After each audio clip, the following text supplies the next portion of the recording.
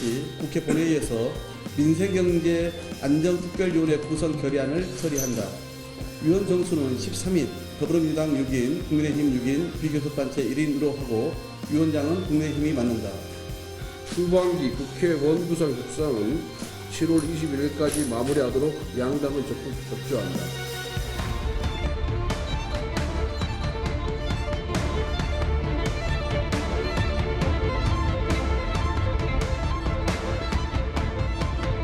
상임위가 관장하는 그 부처를 어떻게 나눌 것이냐, 분리할 것이냐의 문제는 위법적이기 때문에 지금으로서는 받아들이기가 어렵다는 말씀을 드렸습니다.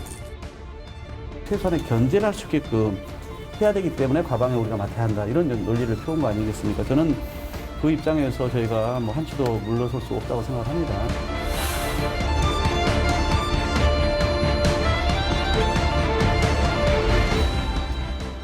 네, 여의도 사사건건 시간입니다. 조혜진 국민의힘 의원, 홍익표 민주당 의원 이렇게 두 분 모시고 이야기 나누겠습니다. 자, 어서 오십시오. 반갑습니다. 네, 반갑습니다. 네, 저희가 월요일에는 두 분 출연자분들께 주목할 만한 인물 꼽아달라 이렇게 부탁드리고 있는데요. 먼저 조혜진 의원이 선택해온 인물부터 볼까요? 예, 네, 이분 누구시죠? 대우조선해양 사내 협력업체 삼주라는 회사의 네, 사장이십니다. 진민용 씨라고. 진민용 대표가 한 일주일쯤 전에 서울에 올라와서 그 직원들과 함께 저렇게 지금 대우해양조선에서 벌어지고 있는 이 민노총 산하의 그 사회 협력업체죠. 거기도 그 지회에 고성통영 거제지회의 몇몇 조합원들이 이 극한투쟁을 벌이고 불법적인 극한투쟁을 벌이면서 대우조선 회양의 조업을 맡고 있어가지고 제1도커를 점거해가지고 맡고 있어서 사실 조선업이 요 몇 년 동안 굉장히 불황이어서 정말 이 어려운 고비에서 견뎌왔는데 이제 다시 이렇게 조선은 이게 사이클이 있어가지고 호황기에 다시 접어들어서 앞으로 한 3년 동안 근 한 10여 조 가까이 이 물량을 수주를 해가지고 이제 다시 일을 할 수 있게 됐습니다. 그래서 그동안에 출혈 경영을 하면서 버텨왔던 걸 이제 일을 통해서 다시 회복하고 근로자들도 다시 정상적인 생활할 수 있을 기회가 와서 기대하고 있는데 거기에 바로 민노총 산하의 이 지회가 들어가가지고 극한투쟁을 하면서 조업을 막고 있는 게 벌써 한 50여일 돼 가고 있습니다. 그 사이에 매출 손실만 해도 한 5천억 가까이 되고 그밖에 인건비, 경비, 다른 경비 한 1천억 가까이 해서 한 6천억 가까이 하루에 셀 수 없는 정도의 비용이 좀 늘어나고 있어서 네. 이거를 불법 이 극한투쟁을 중지해달라고 하는 이게 삭발식을 했죠. 그런데 이제 제가 보니까 진민용 대표도 그동안에 수입이 없는 상황에서 소득이 없는 상황에서 자기 사재를 턴다든지 아니면 대출을 해가지고 직원들 급여를 줘 왔는데 이것도 더 이상 감당할 수 없는 상황이 돼서 저 회사마저도 지금 이제 폐업 결정을 내린 것 같아요. 굉장히 안타까운 현실이어서 제가 인물로 선정을 하게 됐습니다. 자, 권성동 여당 원내대표는 파업 장기화가 지역 경제에 대한 테러 행위다 이렇게 비판했고, 정부는 오늘 관계 장관 회의 소집하기도 했어요. 대통령도 관련 입장을 좀 밝혔고, 여당 정부의 이런 움직임은 어떻게 좀 평가하십니까? 우선은 산업 현장에서 여러 가지 갈등이 있는데 이런 갈등이 제도적으로 안정적으로 해결되는 것이 가장 중요하죠. 근데 지금 정부 여당이 이 해법을 찾기보다는 경찰 물리력을 통해서 너무 쉬운 해법을 찾으려고 하는 거 아니냐. 이미 이명박 정부 때 쌍용차 노조의 그 경찰 강제징용에 따른 후유증이 어땠는지 잘 알고 있지 않습니까? 그것을 재판하지 않았으면 좋겠다 이런 생각이 있고요. 이 문제를 좀 구조적으로 살펴보면은 아까 일부 그 사업주들이 어려움을 겪으신 건 맞습니다만 근본적으로 보면은 원하청 관계, 원청과 하청 간의 불공정한 이 계약 관계에도 깔려 있습니다. 예를 들면 이분들이 계약을 훨씬 오래전에 했는데 지금 아까 조선업이 일부 호황이 됐지만 호황에 따른 단가 상승이나 하청업체들에 대한 손실을 메꿔주지 않거든요. 이미 오래전에 계약한 방식으로 했고 최근에 원자재 가격들이 올라가고 인건비도 올라가고 여러 가지 이 비용 상승 부담 효과가 있지 않습니까? 그걸 전혀 담보해주지 않는 거죠. 원청에서. 실제로 대우조선해양의 하청업체들 같은 경우는 2014년에 대비해서 지금 임금이 한 30% 삭감되어 있는 상태입니다. 그런 여러 가지 문제점, 현장의 문제점을 보면서 저는 산업 현장의 그 법적인 해결 이것도 중요하지만 그 이전에 이런 원청과 하청의 구조적인 문제를 해결하기 위한 좀 더 다각적인 노력이 정부 여당이 필요하다 이렇게 생각을 합니다. 그러니까 파업 사태가 지나치게 장기화되는 것보다는 빨리 좀 마무리됐으면 좋겠다. 이 바람이야 뭐 모두가 같을 것 같고요. 구체적인 해법이 있어야 될 거 아닙니까? 그러니까 민주노총을 계속 강조하시는데 예. 민주노총의 불법 행위를 계속 강조하시지만 양자 간의 노사 간의 갈등이기 때문에 예. 합의 가능한 뭔가 해법이 나와야 되는 거 아니겠어요? 그래야 끝이 나죠. 그 당연히 해법이 나와야 되는데 그 요구 자체가 너무 무리해도 안 되는 거죠. 예를 들면 임금을 30% 인상해달라고 그러는데 임금이 소득이 삭감된 주요한 원인 중에는 문재인 정부 때 강제로 그 조업 시간을 근무 시간을 근로 시간을 주 52시간 이상 못하게 해버린 바람에 그 때문에 30% 이미 줄어들었습니다. 그거는 이 직장뿐만 아니라 대부분의 직장에서 그렇게 해버렸습니다. 그에 대한 대책 없이 정부가 그렇게 밀어붙인데 지난 정부 때 그걸 해결했어야 되는데 이 정부에 넘긴 상태이고 그래서 이거를 우리 정부가 새로 들어와 가지고 이 탄력적으로 좀 적용해서 주 52시간을 근로자들이 원하는 만큼 왜냐하면 근로자들은 더 일을 해서 더 소득을 많이 얻는 것이 훨씬 더 일하는 고달픔보다도 더 많은 소득을 얻어서 얻는 이익이 크다고 해서 스스로 하고 싶은 사람들도 많은데 법적으로 못하게 강제해버린 데 대한 그런 문제도 있기 때문에 우리 정부가 새롭게 그걸 이제 탄력적으로 좀 더 완화하려고 하고 있으니까 그건 좀 도와줘야 되는 것이고 또 그리고 이 정도의 문제면은 사실은 노사 간의 이게 협의를 통해서 할 수 있는 것인데 제가 볼 때 좀 의심이 가는 부분이 이 극한 투쟁으로 들어가 버렸어요. 저 아시는 것처럼 그 일도크를 막아버렸습니다. 120명이 10만 명의 생계가 걸린 직장을 막아버렸어요. 그것도 그냥 막으면은 경찰력을 동원해서 불법 행위이기 때문에 끊어짐을 낼 수 있지만 끊어짐을 낼 수 없게 해버렸습니다. 막아놓고 신라통 가지고 있고 그러니까 딱 연산되는 게 용산 참사가 비슷하게 저렇게 해서 벌어졌거든요. 그렇게 들어와 있는데 장기화되니까 그대로 둘 수는 없고 해서 경찰이 들어갔는데 참사가 나버렸지 않습니까? 그러니까 저거는 정말 이 일을 해결하기 위한 것일까? 자기들 120명의 근로자들뿐만 아니라 나머지 10만여 명의 근로자들과 가족들이 있고 그 가족들이 파업 중단하라고 이야기하고 있지 않습니까? 저 하면서 이야기하자고 하고 있는데도 안 하고 있고 그렇게 경찰 장기화되면은 5천억이 1조가 되고 이렇게 넘어갈 판인데 경찰력을 투입하면은 용산 같은 참사가 벌어질 수 있고 그걸 알면서 저런 식으로 불법적이고 법원도 불법이라고 그랬거든요. 불법적인 극한 투쟁을 벌이고 있는 민노총은 용산 참사를 다시 재현하려고 하는가 의심이 드는 거예요. 이게 단순히 이런 생계 파업이 아니라 정치적 파업으로 뭔가 큰 이슈를 만들어내 가지고 지금 예고하고 있는 대정부 반정부 총파업 이거 동력을 만들어내려고 하는가 의심을 할 수밖에 없는 방식으로 하고 있는 거예요. 그래서 그건 저는 정말 문제라고 봅니다. 그렇다고 경찰이 들어갈 수도 없고 들어가면 그 참사가 또 벌어질 염려가 있기 때문에 그러면 그 개개인의 피해도 피해지만은 그 조업도 엉망이 되지만 이 국가적으로 큰 사회적으로 큰 문제 지난번에 그 용산 참사 일 때문에 얼마나 우리가 사회에 진통을 알았습니까? 네. 그걸 벌어질 가능성도 있기 때문에 주변에서는 그 대부분의 근로자들과 업체들 그리고 가족들은 빨리 경찰 투입해서 해야 되려고 그러지만 쉽게 공권력 투입 못하고 고민하고 있는 이유가 거기에 있는 겁니다. 네. 근데 두 분 말씀에서 용산 참사도 나오고 쌍용차 무력 진압도 굉장히 심각한 상황이었는데 그게 나오니까 그렇게 흘러가진 않았으면 좋겠네요. 저도 그걸 막았으면 좋겠고 당연히 그런 걸 예방해야 되는데 지금 정부 여당의 방침이라는 게 KBS, MBC도 그렇고 언론노조도 그냥 민주노총 탓하고 언론노조 탓하고 그 현장도 민주노총 악마화. 그러니까 노조를 악마화해서 그 어떤 이 공권력의 정당성을 찾으려고 하고 다른 해법을 제시하지 않는 것은 내가 보기엔 너무 안이하고 쉬운 방법을 택하고 있다 이렇게 생각을 합니다. 네. 노사 간에도 좀 협상이 있었으면 좋겠고 민노총은 정말 제가 이해가 안 되는 게요.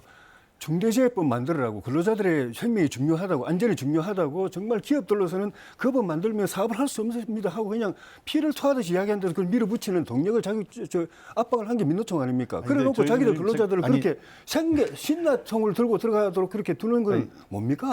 조혜진 의원, 중요한 문제는 아까 제가 말씀드렸지만 이 산업 현장에서 원청과 하청 간의 문제, 즉 이 원청에 그 이득이 생겨도 하청에는 그 이득이 이 전형이 안 돼요. 그러니까 계속 원청 기업과 하청 기업 간의 임금 격차 확대되고 있고, 그다음에 이 하청 기업들의 그 재무 구조는 나빠지고, 이 문제에 대해서 해법을 제시하지 않고 지금 이 하청 기업들이 죽겠다고 해서 지금 파업을 한 거 아니겠어요? 그러면 근본적으로 물론 이 불법 행위 하면 안 되죠. 불법 행위는 빨리 막아야 되는 건 맞지만, 단순하게 이 사람들이 불법 행위니까 이걸 법적으로 공권력으로 해결하자, 이건 너무 쉬운 겁니다. 그러니까 이 원청 하청에 대한 근본적인 고민을 정부 여당이 좀 해달라는 얘기입니다.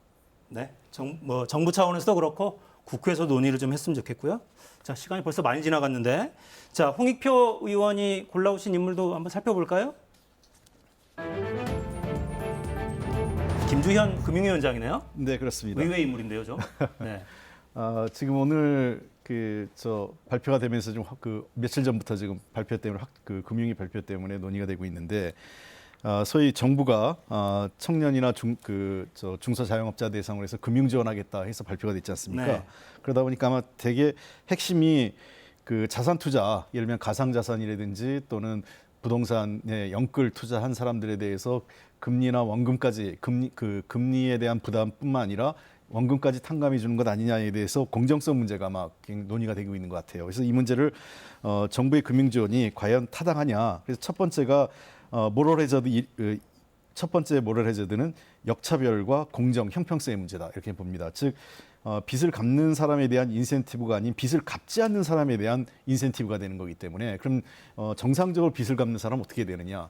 또 하필 왜 그것이 가상자산이나 본인이 원래 투자 대상 아니에요. 투자는 자기 책임 원칙 아니겠습니까? 근데 그런 부분에 대한 논의 없이, 그런 부분에 대한 고려 없이 가상자산이나 또는 부동산 자산에 무리하게 투자한 사람에 대해서 탕감해주고 이자를 삭감해주거나 또는 원금을 탕감해주는 건 잘못된 것 아니냐, 이런 논란이 있고요. 두 번째는 그럼에도 불구하고 저는 사회적 안정이나 또는 그런 측면에서 일부 필요성도 있다고 저도 생각을 합니다.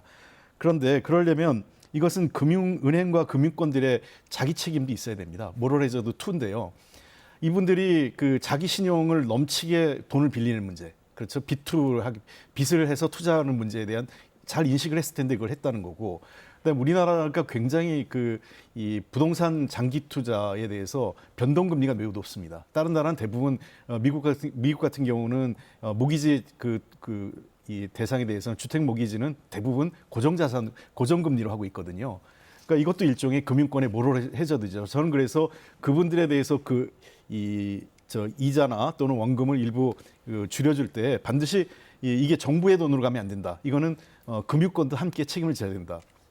왜 그러냐면 2010년도 2008년도죠. 리먼 브라더스 사태 이후에 무슨 얘기가 나오냐면 이익은 사유화하고 비용과 손실은 사회화하는 문제가 똑같이 발생하는 거죠. 왜냐하면 그런 경우에 부실 투자, 부실 채권이 되는 문제를 금융권이 정부가 다 세금으로 막아준 거 아니겠어요? 저는 그래서 그렇게 하면 안 된다고 생각을 하고, 한 가지 더 아쉬운 거는 저는 이런 부분에 대해서 문재인 정부 시절에 제가 정책의장 할 때도 금리를 일부 원리금을 상환을 유예하거나 이런 얘기들 할 때마다 일부 보수 언론과 경제지가 일관되게 왜 금융시장에 정부가 개입하냐, 개입하면 안 된다라고 하는데 이번에는 아무런 비판이 없어요. 그래서 저는 도대체 보수 언론과 일부 경제지의 잣대는 뭐냐? 그때 왔다 갔다 하고 보수 정권이 금융시장에 개입하는 것은 문제가 안 되고 진보 정권이 금융시장에 개입하는 것은 안 되는지, 저는 이것도 참 이중잣대에 대한 문제도 이번에 느끼고 있습니다. 네.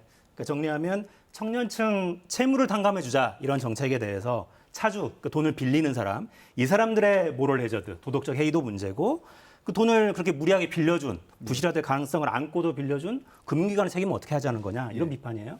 어떻게 들으셨습니까? 대출에 대한 원리금 상환 유예 필요성, 지금 굉장히 좀 고금리에다가 여러 가지 경제 불황 이런 것 때문에 논의가 되고 있는데, 부채 상환을 미뤄준다든지 그거 가지고는 안 되니까 지금 이제 새 정부에서는 일부는 원금도 깎아줘야 되는 것 아니냐, 정부 부담으로 정부 인수해야 되는 것 아니냐 하는 그런 고민을 하고 있는데, 크게 보면 부동산 구입, 그러니까 특히 이제 주택 구입 부분이 있고, 그다음에 주식 투자 부분, 또 하나가 이제 가상자산 투자 이런 것들이 있는데, 주택 구입의 이 대출에 대해서 상환 유예해 준다든지 일부 원금을 깎아준다든지 하는 것에 대해서는 큰 논란은 없는 것 같아요.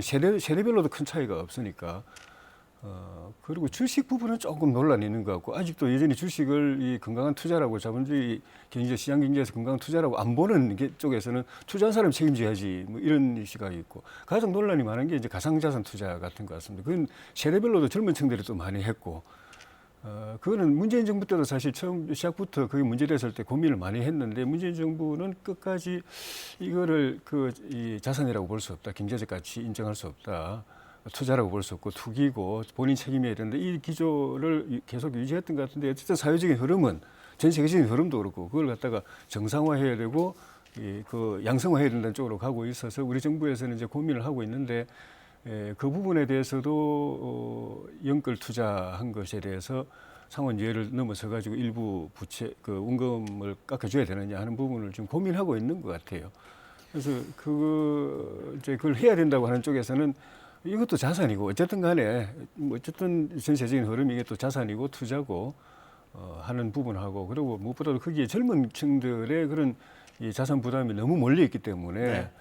이걸 그대로 방치할 경우에 나중에 이 사회적 부담, 경제적 부담이 오히려 더 커져버리기 때문에 이 시기에 빨리 불을 꺼주는 게 좋다라는 의견도 있어가지고 네. 정부도 고민하고 아직은 뭐 명확하게 결론은 안 내린 상태 같습니다. 네.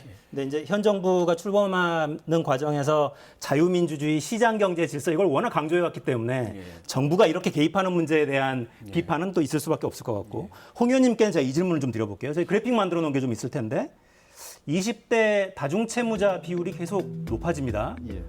2019년에는 7.1% 수준이었는데 올해 3월 달에는 이게 8.3%, 그러니까 전체 다중채무자 중에 20대 비율이 이렇게 올라왔다는 얘기고요. 숫자로 봐도 많이 늘었죠. 30명대에서 37만 명대까지 늘어왔어요. 그러니까 이렇게 된 데는 문재인 정부의 어떤 정책 실패, 그러니까 지나치게 집값이 이렇게 높아지면서 야, 이게 이러다가 벼락거지 되는 거 아니냐, 이런 불안감에서 뭐 그냥 풀로 땡겨다가 이제 투자하는 가상자산이든 주식이든 그런 풍조가 생겼고, 이게 이제 급격하게 부실화되는 과정이 있어서 이런 다중채무자 증가, 그럼 이 문제는 어떻게 풀자는 거냐, 이런 이야기도 나옵니다. 네, 그래서 저는 그런 겁니다. 지금 그 가상자산 문제나 이런 문제는 그 모든 젊은이들이 하고 있는 게 아니지 않습니까? 그렇기 때문에 우리 정부에서, 그러니까 꼭 문재인 정부가 아니라 지금 계속 우리 그 정부가 하고 있는 제도 중에 EITC라고 근로장려금 제도가 있어요. 네. 이거에 대한 그 수준을 좀 높이거나 이걸 그 확대 대상이나 그다음에 수준을 좀 확대해서 일하는 사람들에게 그 혜택을 좀 줄 수 있는 게 하나 좀 필요하다 저는 생각을 하고, 예컨대 이 가상자산에 대한 투자나 뭐 예를 들면 뭐 무슨 영끌, 비투, 주식 투자 이런 거보다는 학자금 같은 거 있잖아요. 학자금 그 대출 문제 같은 것들을 좀 그 원리금이나 이런 것들을 그 깎아주거나 또는 일부 원리금을 상환을 유예해주거나 또는 그 탕감해주거나 일부를, 저는 그래서 좀 일하거나 본인이 뭔가 사회에 일하기 위해서 노력하고 있는 그런 과정에 대해서의 어떤 그 근로 혜택 또는 공부하려고 하는 사람에 대한 지원, 이런 것들을 좀 그 확대해 나가는 것이 도리어 저는 모럴 해저드를 최소화할 수 있는 것 아닌가 생각을 합니다. 그리고 핵심은 결국은 일자리 문제이기 때문에 정부가 법인세를 깎아주는 것보다는 일자리를 늘리는 기업에 대해서는 그만큼에 대한 고용 비용을 좀 그 비용으로 처리해서 세금을 대폭으로 상환해 주는, 그러니까 다시 리턴해 주는 거죠. 돌려주는 형태로, 환급해 주는 형태로 하면 좀 더 그 고용 창출 확대에 효과가 있지 않을까 생각을 합니다. 네. 오늘 두 분하고 토론하니까 고품격 정책 토론이 좀 돼가고 있는데, 경제정책 이야기 계속 나오고 있으니까 당정에서 준비하고 있는 세제 개편안 그래픽을 좀 보고 이야기를 좀 이어갈게요. 법인세 말씀도 좀 전에 하셔서 발표는 지금 21일에 한다는 거죠. 일단 방향은 이렇게 좀 잡혀 있는 것 같아요. 법인세 과세를 개선하고 부동산 세제는 정상화하고, 그러니까 전반적으로 법인세나 부동산 관련 세금은 현실화하는, 깎아주는 이런 방향인 것 같고, 조세 인프라 확충이나 이런 것도 좀 이야기가 되고 있습니다. 지금 상황에서 법인세나 부동산 관련 세금을 좀 인하하는 방향으로 가야 한다. 이 고민은 어떤 것 때문에 나온 건지 좀 정리를 해주시죠. 정부 고민은 단기적인 대책이 있고 중장기적인 대책이 있는데, 단기적으로는 지금 말씀드린 대로 고금리, 고물가, 모든 게 이제 오르는 상황에서 국민 민생, 기초 생활 자체가 위협받는, 특히 그중에서 저소득층 서민들의 기본 생활이 위협받는 상황에서 그걸 안정화시키는 물가 안정을 시켜야 되지만 그게 쉽지 않은 상황에서 생활 안정, 소득 안정을 시켜줘야 되는 측면에서 이제 필요한 그런 세제, 네. 유류세 인하라든가 또 직장인 식대 세제 과세 대상 확대라든가 뭐 각종 그런 저소득 서민들을 대상으로 한 민생 안정 세제 개편안이 있고 두 번째는 이제 저기 뭡니까 저 소상공인 그런 중소 자영업자나 소상공인들을 대상으로 한 그런 이 세제 대책들 예를 들면 뭐 원가 아까 말씀하신 대기업들하고 계약할 때 납품 단가원 연동제 같은 그걸 것들. 연동시키는 네. 거라든지 그런 것들 그리고 이제 중소기업하고 소상공인들 대상으로 한 것이고 좀 더 장기적으로는 결국은 당장 눈앞에 이 생활난을 또 민생난을 또 붙잡아준다 하더라도 장기적으로는 결국은 일자리가 늘어나야 되고 또 세수가 늘어나야 되고 하는 측면에서 특히 이제 세금을 늘리는 방안에 있어가지고 대기업이 얼마나 일자리 늘릴 수 있느냐는 부분에 대해서는 뭐 논란이 있지만은 그렇더라도 어쨌든 대기업의 이 투자가 활성화되면은 늘어나는 폭이 기대에 미치느냐 못 미치느냐일 뿐이지 더 늘어나는 건 사실이기 때문에 그 방향으로 해야 되는데 세금을 더 걷어가지고 어려운 계층들에게 재분배해주는 측면에 있어 가지고는 세율을 올리면은 이제 세금이 더 걷어지는 측면이 있지만 그래가지고 투자가 축소되면은 세원이 줄어들어 버렸기 때문에 아시겠지만은 세금의 규모는 세율 곱하기 세원인데 어느 한쪽을 줄이고 늘리고가 곱하기 총합이 늘어나느냐 줄어나느냐에 대한 평가인데 우리 정부에서는 세율을 떨어뜨리는 데서 감세가 효과가 있지만 그로 인해서 기업 투자가 활성화되면은 세원이 늘어나서 곱하기를 하면 이게 더 늘어난다. 정부가 걷어들이는 데 세금이 더 늘어난다는 그 평가에 의해서 법인세를 좀 낮추는 건데 네. 특별히 낮춘다기보다도 문재인 정부 때 많이 올린 걸 갖다가 월 상태로 조금 낮추는 그런 이제 정상화라는 용어를 쓰는데 원위치로 환원시키는 그런 세제 개편을 지금 준비하고 있습니다. 네. 그러니까 정부 여당이 그리는 그 선순환 사이클이 만들어지기만 한다면야 예. 얼마나 좋겠어요. 경제가 좋아지고 일자리가 늘고 그래서 세율은 깎아주지만 세금은 더 많이 걷져서 예. 복지도 또 확대할 수 있고 예. 이러면 참 좋을 텐데.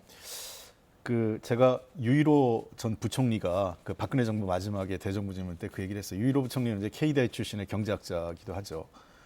더 이상 낙수 효과 안 내지 않습니까? 그랬더니 유일호 부총리가 낙수 효과 시대는 끝난 것 같습니다라고 저한테 답변을 한 적이 있습니다. 대정부 질문 당시에. 그래서 저는 법인세 인하 같은 방식은 철진한 정책이다 이런 생각을 합니다. 아까 제가 말씀드렸지만 미국도 지금 트럼프 때 내렸던 법인세를 다시 한 28%까지 좀 올리려고 하고 있고 영국도 이미 올리기로 결정했고요. 대부분의 나라가 법인세를 현상 유지 내지는 올리려고 하고 있는 추세이기 때문에 지금 법인세를 인하하는 것보다 아까 말씀드렸처럼 고용 부담에 따른 비용을 환급해주는 방식으로 해서 청년들에게 일자리를 주거나 아까 EITC 근로장려금 혜택을 넓혀서 일하는 사람들에게 더 혜택을 주고 또 내일채용 공제 같은 게 있지 않습니까? 청년들이 자산을 만드는 기금을 좀 더 확충해서 우리 사회에서 열심히 일하고 성실하게 일하는 사람들한테 혜택을 하게 저는 제도를 설계해야 한다고 보고 있고요. 두 번째는 아까 유류세 인하, 우리 당도 유류세 인하 얘기인데 전 반대입니다. 기본적으로. 저는 그거보다는 유럽에서도 효과를 보고 있는 것처럼 대중교통 바우처를 통해서 그걸 지원해주는 청년들이나 또는 소득이 좀 낮은 분들에게 대중교통 바우처를 해서 지금 대중교통 비용 부담을 낮춰서 지금 사실은 고유가 시대에서는 자동차나 이런 화석연료 에너지를 좀 줄이라는 시그널도 있어야 되거든요. 그래서 대중교통을 이용할 수 있도록 유도하게 하고요. 그리고 두 번째는 아까 전에도 제가 이 자리에서 했던 얘기인데 화물 차주들 그러니까 운수수송업계에 대한 보조금을 좀 줘야 된다고 생각을 합니다. 이분들이 직격탄을 맞고 있기 때문에 비용 유가 인상에 따른. 그다음에 세 번째는 부동산 세제 같은 경우는 일정 정도 저는 동의합니다. 왜냐하면 우리 정부 때 단기 급상승하고 공시지가까지 현실화되면서 이중으로 되면서 많이 올랐긴 했기 때문에 다만 이 부동산 세제는 그래서 너무 급격하게 그래서 저도 법안을 낸 게 한 해 재산세나 또는 종부세가 한 10% 이내로 최대 30%까지 올리는 거를 10% 이내로 좀 제한을 하지만 이 집값이 오른 것만큼에 대해서는 부담을 지게 그러나 그 상승이 너무 급격하게 올라가는 것은 좀 제한하는 쪽으로 제도 개선이 필요하다고 생각을 합니다. 네. 자, 이 내용은 당정에서 방안을 확정해서 내놓으면 21일 이후에 한번 여야 간의 입장을 놓고 자세히 토론을 좀 해봤으면 좋겠어요. 이 내용은 정말 얼마든지 정책 토론이 가능한 부분이어서 예. 서로 입장차를 좁혀가면서 좋은 방안을 찾아갔으면 좋겠습니다. 자, 주제를 바꾸죠. 대통령실 인사 관련 논란 끊이지 않습니다. 관련 영상 보고 이어가겠습니다.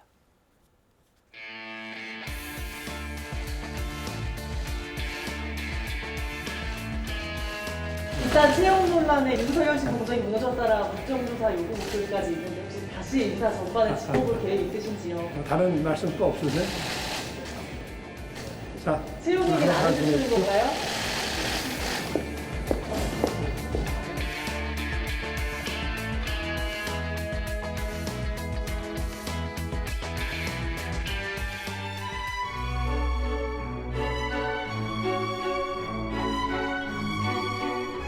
장면의 지적에 대해서 겸허히 제가 수용을 하고 또 당내 의원님들이나 당원들의 비판에 대해서도 열린 마음으로 듣도록 하겠습니다. 좀 집권 세력이 미숙하네 이런 느낌은 들었습니다. 집권 세력에게서 제일 필요한 건 안정감입니다. 안정감. 그래서 국민들이 불안하지 않게 만드는 그런 노력을 해야 됩니다. 이 질문은 여당 패널에게 먼저 드려야겠습니다. 그러니까 인사 관련 논란들이 지금 계속되고 있고 예. 인사 관련 논란을 수습하고 해명하는 과정을 둘러싼 비판도 또 계속 나옵니다. 예. 지금 상황은 어떻게 좀 보고 계세요? 저는 뭐 그 새 정부는 국민들의 기대치 눈높이에 맞춰서 해야 되고 국민들의 이 기대치나 눈높이에 충족시켜줄 수 있도록 최대한 노력을 해야 된다고 기본적으로 생각하기 때문에 지난 정부하고 비교하는 거는 가급적 안 했으면 좋겠습니다. 그래서 그거 전제로 해서 이제 내용상으로 보면은 지난 정부 때 뭐 이 채용 문제뿐만 아니라 청와대 채용 문제뿐만 아니라 여러 가지 측면에서 훨씬 더 낫다고 저는 개인적으로 평가를 하는데 평가를 하는데 문제는 국민들이 이 지난 정부 때보다 한 발짝 반 발짝 앞서가는 거 가지고는 정부 교체에 기대치에 미치지 못한다. 확실하게 달라져야 된다. 그리고 논란의 소지가 없어야 된다. 또는 그 의혹이나 좀 실망되는 부분이 없도록 해야 된다라고 요구하는 그 기대치가 있다면은 거기에 맞추도록 노력해야 된다고 봅니다. 지난 정부하고 비교할 것도 아니고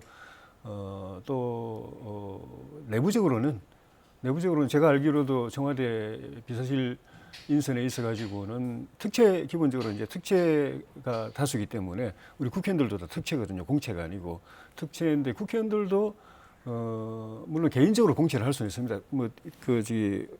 국회 그 채용란에 이제 홈페이지에 띄워가지고 공개적으로 받아들이기도 하지만 기본적으로는 공채 제도라는 게 법제화되는 게 없고 지난번에 민주당 의원님 그 친인척 채용 그 건 때문에 법이 일부만 손질이 돼가지고 국회의원도 보좌진 채용할 때 자기하고 사촌 이내에 친인척은 채용 못한다. 네. 사촌 이상부터 8촌까지는 채용을 할 수 있지만은 그건 그 위에다 신고해야 된다. 이 사람 나하고 6촌 관계다, 7촌 관계다. 신고를 해야 된다는 좀 정도만 그 제도가 정비가 됐고 나머지는 여전히 오픈되어 있습니다. 국회의원이 재량으로 다 임명하게 되어 있습니다. 물론 거기에 그렇다고 국회의원이 아무나 뽑는 건 아니죠. 다 자료도 보고 또 평가도 하고 검증도 하고 하는데 청와대는 더더욱더 보안 기관이기 때문에 더더욱더 그렇게 하고 있는데 국회의원만큼의 이런 이제 법제화된 제도는 없는 상태인 거죠. 그래서 이번 기회에 재량은 주어져 놓고 비판만 그 재량 범위 안에서 했는데 특히 그 자체가 뭐 위법하거나 그런 것도 없는데 비판을 하면은 이건 약간 또 뭐 충돌하는 부분이 있기 때문에 이번 기회에 청와대 공채 시스템도 어떤 기준에서 해야 된다라는 그 제도를 딱 만들어주고 국회에서 만들어주고 그 틀 안에서 하도록 하고 벗어나면 비판하고 문제 지적하고 하는 쪽으로 정리하는 게 맞지 않나. 그렇지 않고 정치의 공방만 벌이는 거는 저는 그건 아닌 것 같아요. 네. 예. 강승규 대통령실 시민사회 수석도 이런 입장 내놨죠. 사적 채용이라는 비판은 프레임이고 이해 충돌에 해당하지도 않는다. 이런 입장 내놓기도 했습니다. 그 문제의 본질을 지금 청와대가 잘 이해를 못하고 있는 것 같다 이런 생각이 듭니다. 아까 조혜진 의원 잘 말씀하셨는데 그 윤석열 대통령이 공정과 상식을 캐치프레이즈로 걸고 당선이 됐지 않습니까?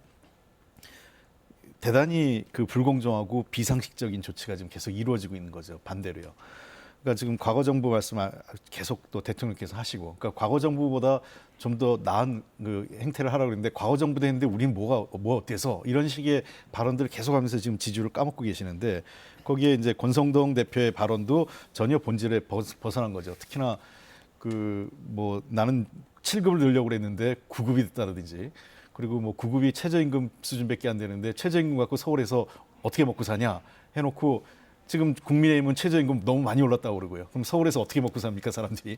이런 얘기들이 그 아이러니하게 나오는데 이 공적인 채용하고 사적인 채용에 대한 기준을 좀 봐야 될 것 같아요. 아까 조혜진 의원 말씀하신 것처럼 국회의원들도 어떤 공개 채용 절차를 꼭 거치지는 않습니다. 그러나 말씀드린 대로 친인척 범위 내 일정 친인척 범위 내에는 채용을 못하게 돼 있고요.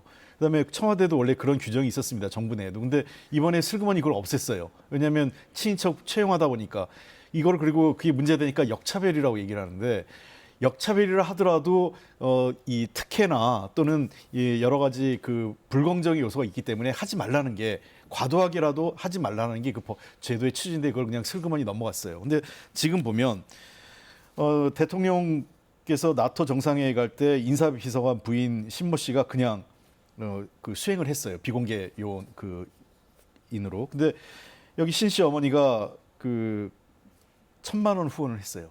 이분의 그 윤석열 대통령의 선거 과정에. 그다음에 최모 선임행정관이라고 했는데 6천이에요. 대통령 외가. 이거 원래 안 되는 건데 들어가 있는 거고. 그다음에 황모 행정관 윤 대통령 지인입니다. 지금 그 여기 5급으로 근무하고 있고요. 또 안모 행정요원 이번에 그만뒀죠. 극우 유튜버 관련된 건데 7급으로 있다가 이제 사직을 했고.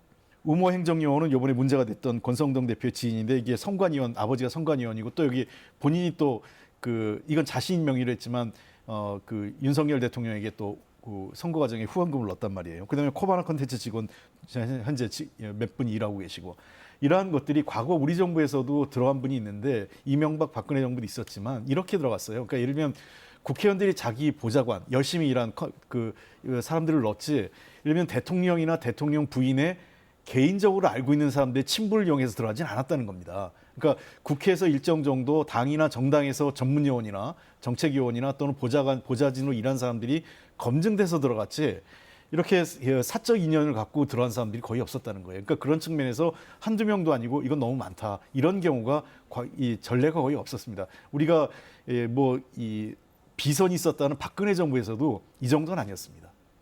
네. 자, 그래도 전 정권보다는 낫다라는 평가를 해주셨고 원칙에 어긋난다라고 말씀하셨어요. 국민들의 평가도 좀 보죠. 자, 조금 전에 오후에 통일부에서 발표한 영상이 있어서 이건 좀 영상을 같이 보고 간단하게 의견을 좀 듣고 마무리해야 되겠습니다. 자, 오늘 오후에 공개한 그 탈북 어민 북송 장면입니다.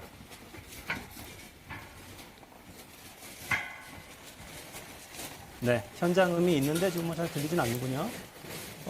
북송 저희 군사분계선 바로 넘어가기 직전 장면이고,